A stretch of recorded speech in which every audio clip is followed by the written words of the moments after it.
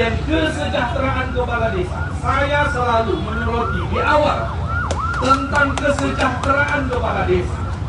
Saya bingung, selalu kepala desa disalahkan. Padahal beban tugasnya luar biasa.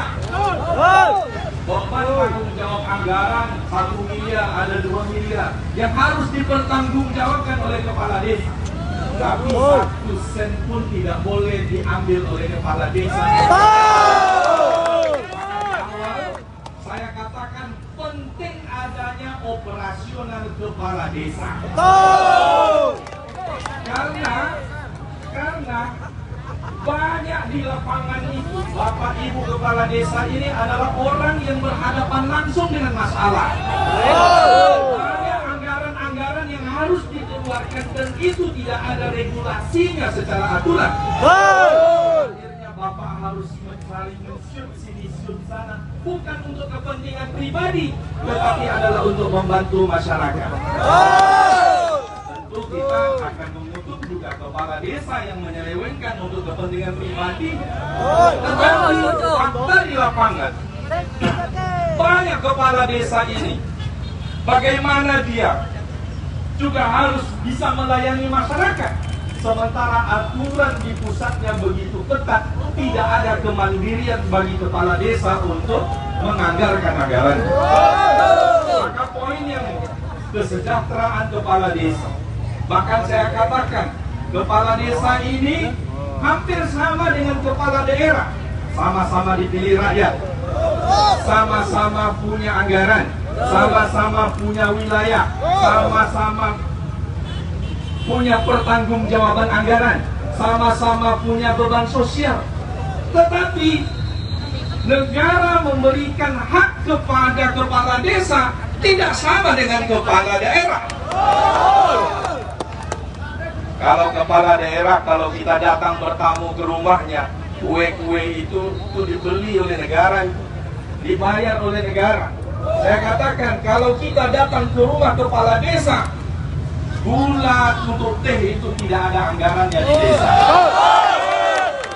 Maka di antara poin yang penting yang saya maksudkan kemarin adalah adanya tunjangan operasional kepala desa dan tunjangan rumah tangga. Ini harus sama-sama kita kawal agar ketika pembahasan nanti bersama pemerintah bisa menyetujui ini. Kemudian poin penting juga yang selalu saya sampaikan, kalau tunjangan rumah tangga itu sudah alhamdulillah disepakati, tinggal pemerintahnya lagi. Karena ada kepala desa 2 periode, 3 periode, setelah selesai itu dianggap angin lalu saja. Tidak ada. Giliran ada sedikit masalah itu dibully luar biasa. Nah, kemandirian kepala desa, saya sempat menyampaikan ketika paripurna, instruksi di paripurna, ketika tahun 2020, di mana 2021, di mana Bapak Ibu dipatok dari pusat ini untuk anggaran BLT sekian, tanggal ketahanan pangan sekian %. Tidak tinggal kurang dari 20% Bapak Ibu yang mengelolakan anggaran ini. Nah, kita ingin memastikan bahwasanya dengan adanya revisi undang-undang ini, bahwasanya yang mengatur penggunaan anggaran desa itu cukup 1 kementerian. Yang sekarang ini ada Kementerian Keuangan, ada Kementerian Desa, memusikkan kepala desa. Ya kan? Apalagi aturannya itu muncul di akhir tahun. Kita ingin memastikan, saya sering menyampaikan, agar aturan itu adanya sebelum musdes desa dilaksanakan.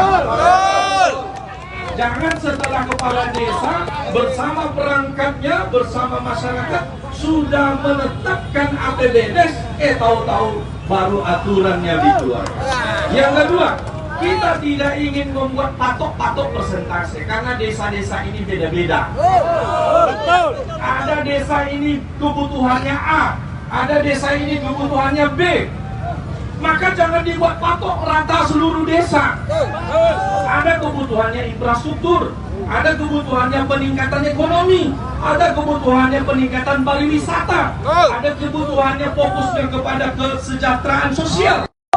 Maka kita minta kepada pemerintah agar melalui revisi undang-undang ini, kepala desa, pemerintahan desa harus mandiri dalam mengelola anggarannya. Dan kita juga sepakat kemarin, kita perlu peningkatan anggaran dana desa ini dari pusat. Anggaran negara ini berputarnya di kampung. Saya mendengar Abdesi menyampaikan aspirasinya 10% dari APBN itu harus digerakkan ke desa.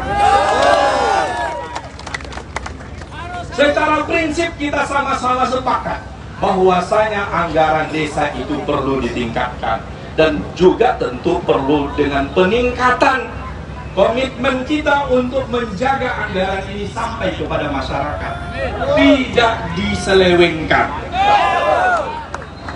Bapak-bapak dan ibu-ibu hadirin yang berbahagia, saya ingin menyampaikan hampir poin-poin yang menjadi aspirasi kepala desa itu.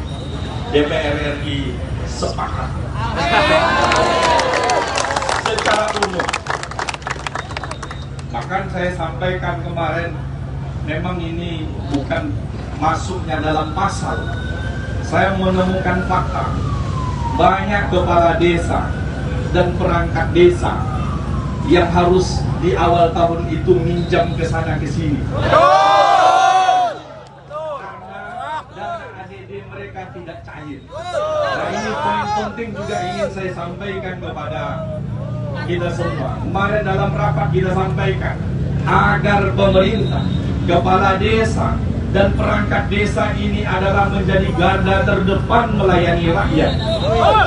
Oleh karena itu negara harus memberikan hak mereka di awal bulan setiap bulan. Mereka harus meminjam ke sana ke sini dulu dalam 3 bulan, 4 bulan, bahkan mohon maaf, ceritanya ada yang bertengkar suami istrinya, ada yang dikunci rumahnya oleh istri. Hidup PKS! Banyak masalahnya. Hidup kami Hakim! Kata yang belakang istri yang mana gitu. Iya, faktanya. Ya, banyak. Oh, kadang-kadang ada yang mengatakan, kepala desa aja gaji segitu. Enggak, kita berkeadilan. Mohon maaf, Bapak Kepala Desa siltapnya hanya 2.500.000. Punya beban anggaran, punya beban sosial, punya beban tanggung jawab macam-macam. Sementara 2.500.000 itu tidak masuk UMR. UMR saja 3 jutaan. 4 juta UMR. Belum lagi undangan, belum lagi acara segala macam.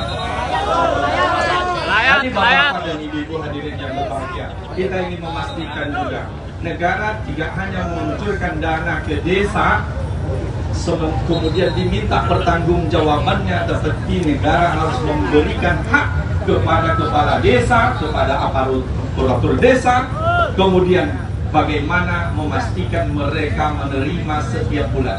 Saya mendengar dulu Pak Jokowi pernah memastikan itu agar dibayarkan setiap bulan.